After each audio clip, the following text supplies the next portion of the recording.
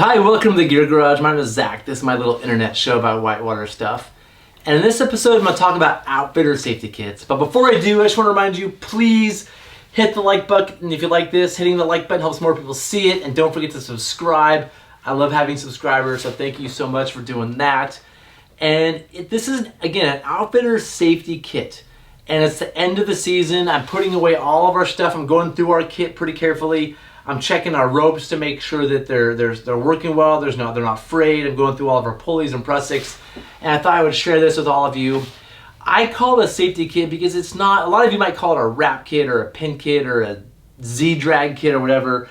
I call it a safety kit because it's for a lot more than just wraps and Z-rigs. These are items that can get used for a lot of different things for providing safety. And I don't want to just be caught into like wraps and Z-rigs with this stuff. It's more valuable to the team and to do and rescue. So it's also the outfitter version. This is a heavy duty version. This is what we will bring on our outfitter trips. This is all top of the line, high end stuff that gets used. And so what we have really good stuff that doesn't break. And so you may want to skip in some few areas, that's up to you. But this is the top of the line stuff pretty much across the board. So first of all, I like to start with the bag. Storing this stuff is really important. If your stuff gets wet, the rope can get moldy, the webbing can get moldy. Carabiners can seize, and it doesn't get checked very often, and you use it and things are seized, that's really bad. So you want to protect this stuff from water. And the best dry bag I know for actual waterproofness is the watershed bag. And this is the Chattooga. The Chattooga is a good size for a safety kit. I like this bag because, again, it is waterproof. It has nice carrying handles. It comes in bright colors. You want your safety kit to be a bright color that's easily visible so it's not hidden with the rest of your stuff. And they come with, you can buy liners. Watershed makes a nice padded liner. You know, they design these for, I think, camera setups on other bags. But I like it because a lot of the hardware they're using is metal. And in the past, I've had the metal rub against the inside of the bags and put holes in them. And this protects the bags and keeps them from being waterproof. So a good bag is really important. I also have a list of what's in there. This is just a good reminder. So if somebody's going to inventory it, they can go, oh, right here's what's supposed to be in it. And it's well laid out. It also has this has the breaking strengths of all the stuff we're using, and also a little diagram of how to do a Z-rig. You know, I put a first aid kit in a first aid book in the first aid kit, and I put this in the safety kit because when you're out there and there's some sort of incident, and we've all been trained, but if we're not super practiced, we'll get nervous, we might forget, and it's kind of nice to have a quick reference just in case when tensions are high, you can just double check what you're doing to make sure you're doing a good job. So I have that there. To me, the bulk of the kit, the most important part of this whole kit is the static line.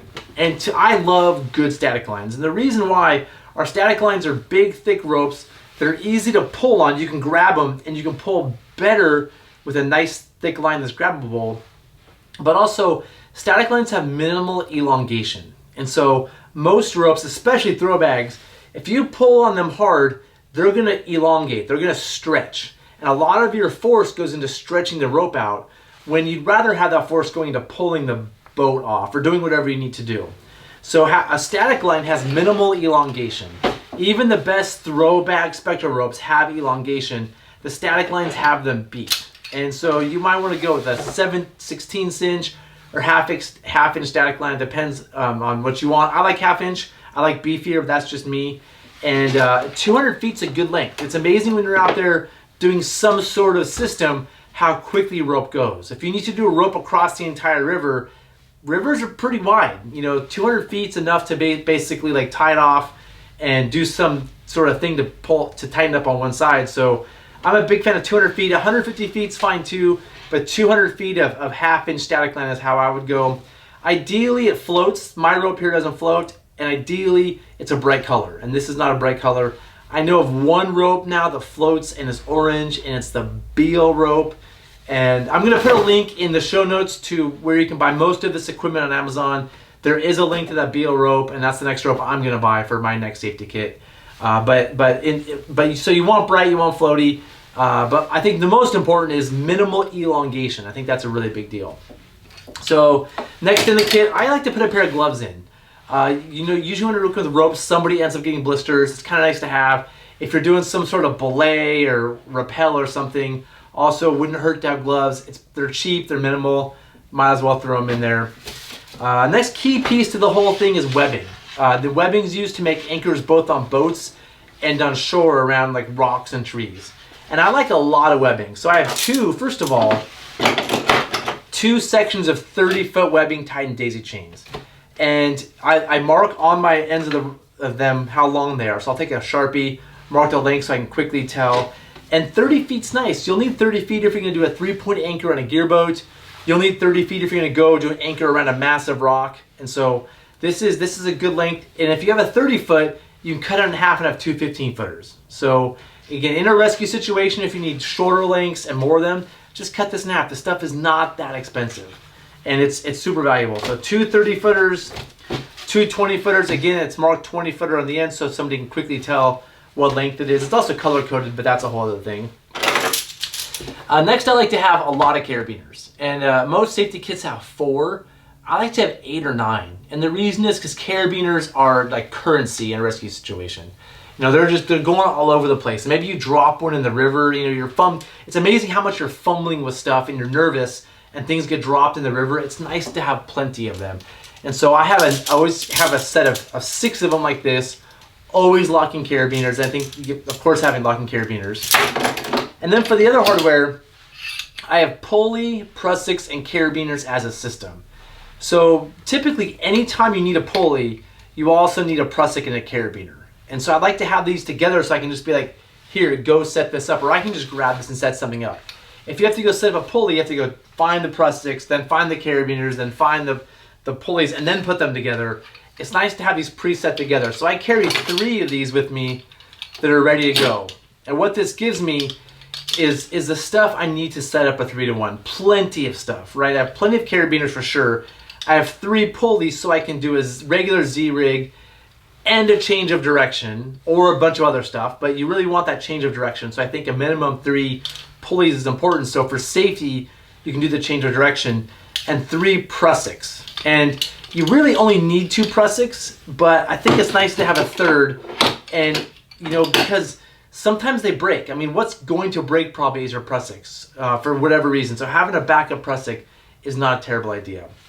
And one thing that's big is having prusiks and pulleys and ropes that work well together. If you just go buy this stuff on the market and put it in your kit and never play with it, you may show up and find that your stuff doesn't play well together.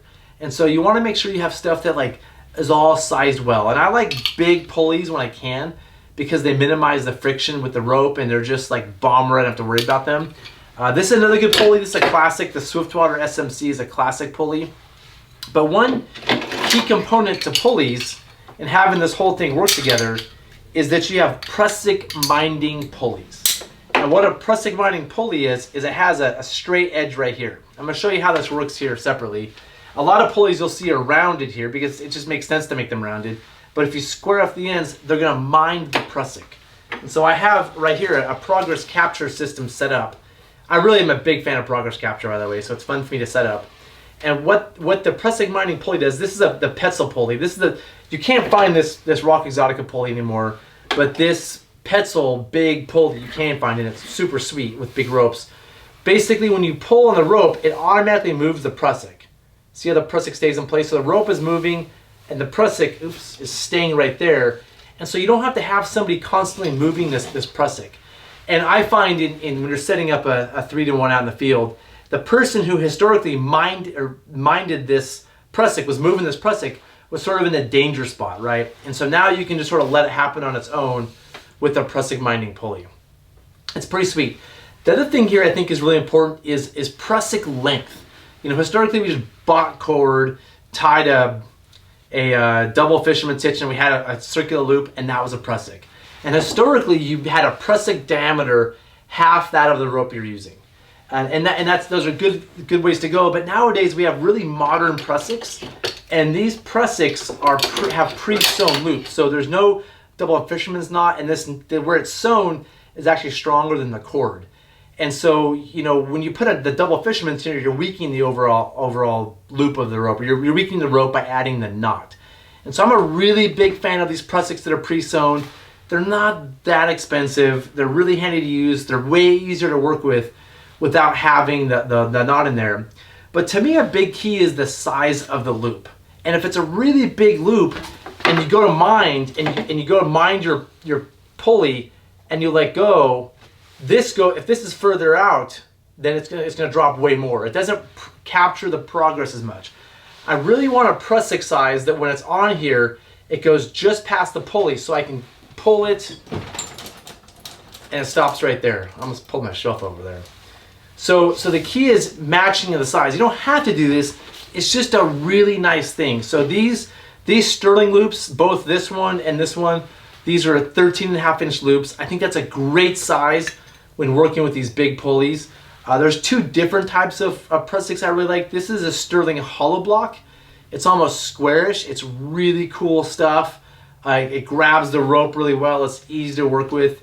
It's strong. Personally, I'm really liking this auto block that Sterling makes. It doesn't grab the rope as well, but grabbing the rope is never really a problem in my experience, at least. And I like the color. It's bright. It's just easier to work with. It's a little weaker than this one. The one I like isn't as strong, but you know, it's pretty close. So I'm a big fan of working with this one, but most people swear by this. I'd recommend having two 13.5-inch loops and then one more big one just for the accessory thing, right? So you know, you only need two you only need two pulleys. I'm sorry, two press sticks for a 3-to-1. Why not have one that's a little bit longer for whatever reason? So that's what I'm thinking with press sticks and pulleys. And again, it's key to is have stuff you know works well together. If you just go buy random stuff, it may be that your press stick slips under rope, or that somehow it doesn't distance-wise work with your pulley. So anyway, I'm rambling on and on about that, but I feel like this is really important because I've gone in the field, used somebody else's pin kit, and all this stuff is a mess and we barely made it work. And I think it's really important to think this stuff through really well. So that's it for the outfitter level safety kit. I'm sure a lot of you have things to add. As always, I learn a ton by those of you that say, hey Zach, have you thought of this? Have you tried that? So please feel free to add in your 2 cents. Don't forget, there's an Amazon link down in the bottom you click that, it's gonna have all the stuff show up. I get a few bucks if you buy some of the stuff, so I'd really appreciate you supporting the show if you did that. And yeah, this has been fun for me. Hope you enjoyed it, and see you next time. Thanks.